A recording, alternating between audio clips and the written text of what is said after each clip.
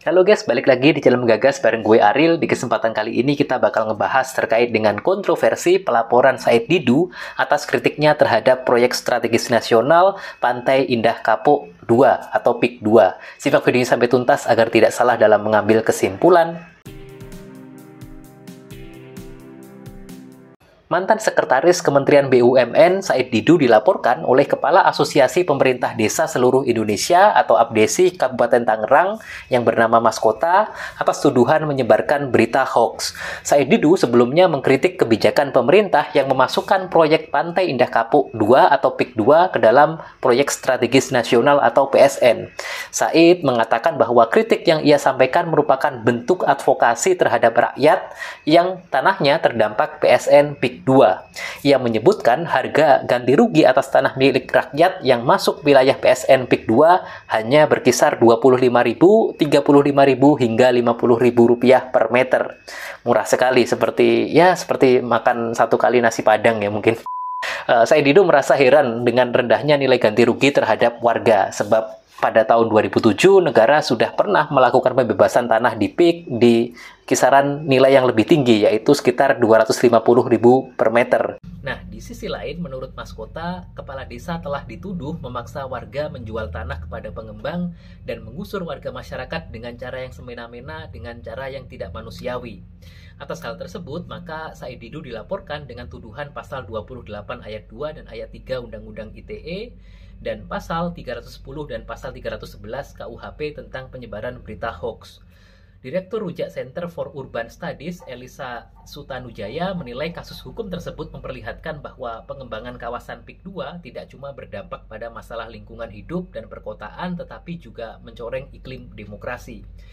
Mahfud MD juga berkomentar bahwa kebebasan berekspresi dan mengkritik yang dilakukan oleh Said Didu adalah hak konstitusional dan tidak semua laporan harus dijadikan kasus pidana. Lantas, apakah kritik Said Didu melanggar Undang-Undang ITE dan KUHP seperti apa yang dilaporkan atau justru merupakan bagian dari kebebasan berekspresi dan mengkritik yang dijamin oleh konstitusi?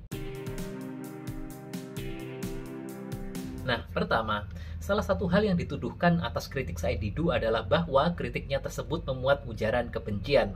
Ujaran kebencian diatur dalam pasal 28 ayat 2 Undang-Undang Nomor 1 Tahun 2024 tentang perubahan kedua atas Undang-Undang Nomor 11 Tahun 2008 tentang informasi dan transaksi elektronik yang mengatur bahwa setiap orang yang dengan sengaja dan tanpa hak itu mendistribusikan, mentransmisikan informasi elektronik maupun dokumen elektronik yang sifatnya menghasut, mengajak atau mempengaruhi orang lain sehingga menimbulkan rasa kebencian atau permusuhan terhadap individu, kelompok masyarakat tertentu berdasarkan ras, kebangsaan, etnis, warna kulit, agama, kepercayaan, jenis kelamin, disabilitas mental atau disabilitas fisik. Itu dapat dipidana berdasarkan pasal 45A ayat 2 undang-undang yang sama ya, Undang-Undang ITE. Pidananya adalah pidana penjara paling lama 6 tahun atau dendanya paling banyak 1 miliar rupiah. Nah, pasal tersebut itu berlaku untuk memidana orang yang menyebarkan informasi yang mengandung ujaran kebencian terhadap suatu individu atau kelompok masyarakat atas dasar sara, suku, agama, ras atau golongan tertentu antar golongan, jenis kelamin dan disabilitas. Artinya korban dari ujaran kebencian adalah individu atau kelompok tertentu berdasarkan sara, jenis kelamin, dan disabilitas. Sehingga seseorang baru bisa dijerat dengan pasal ujaran kebencian jika korbannya adalah individu atau kelompok berdasarkan sara, jenis kelamin, atau disabilitas. Kita tahu bahwa kepala desa dalam hal ini adalah jabatan publik, administratif pemerintahan, dan bukan pribadi sebagai individu. Jadi jabatan yang dikritik adalah jabatan kepala desa dan tidak termasuk dalam kategori sebagai individu yang masuk kategori sebagai korban.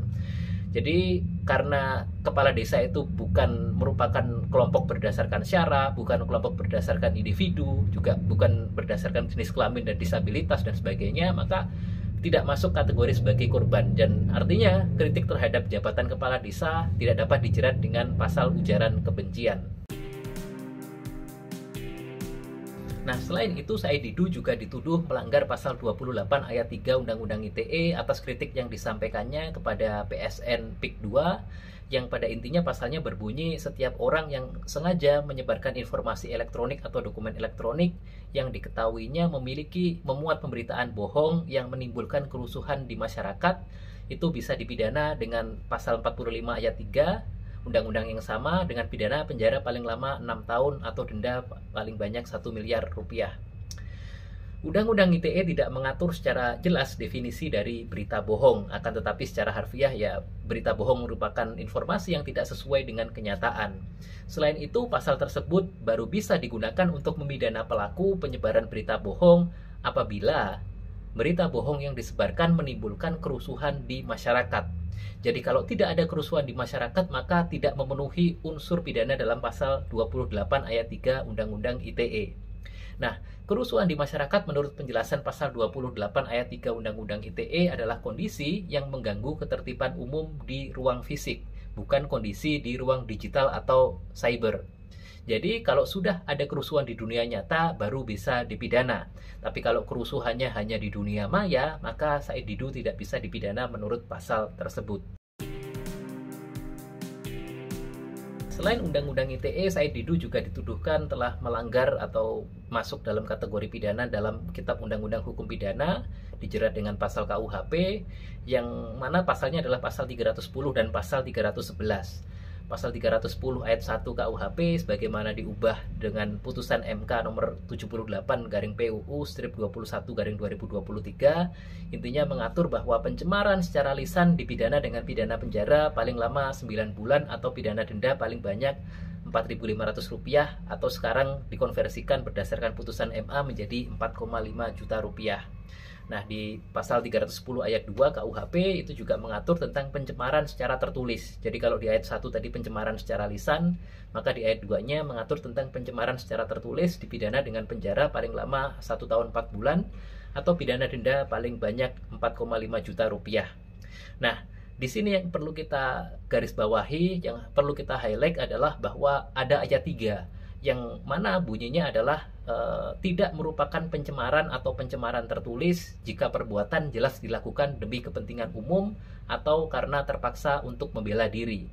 Artinya, Said Didu baru bisa dipidana dengan pasal 310 KUHP jika dia melakukan pencemaran lisan atau tertulis dan tidak bisa membuktikan bahwa perbuatannya ditujukan untuk kepentingan umum atau karena terpaksa. Kalau Said Didu bisa membuktikan bahwa perbuatannya memang ditujukan untuk kepentingan umum atau karena terpaksa, maka ia tidak dapat dipidana dengan pasal tersebut. Nah, yang terakhir ada pasal 311 KUHP yang mengatur soal fitnah dengan ancaman pidana penjara paling lama 4 tahun. Pasal ini diberlakukan bagi pelaku pencemaran nama baik yang diberikan kesempatan untuk membuktikan tentang kebenaran dari pernyataan yang diberikan.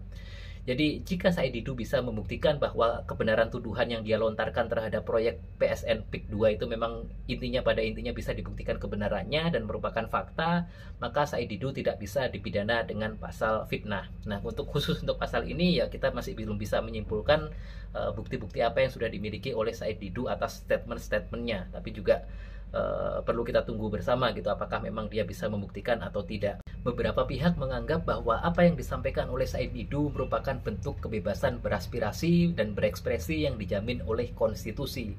Pasal 28E ayat 3 UUD NRI 1945 mengatur bahwa setiap orang berhak atas kebebasan berserikat, berkumpul, dan mengeluarkan pendapat. Selain itu juga ada pasal 28F UUD NRI 1945 yang mengatur bahwa setiap orang berhak untuk berkomunikasi, memperoleh informasi, untuk mengembangkan pribadi dan lingkungan sosialnya, serta berhak untuk mencari, memperoleh, memiliki, menyimpan, mengolah, dan menyampaikan informasi dengan menggunakan segala jenis saluran yang tersedia.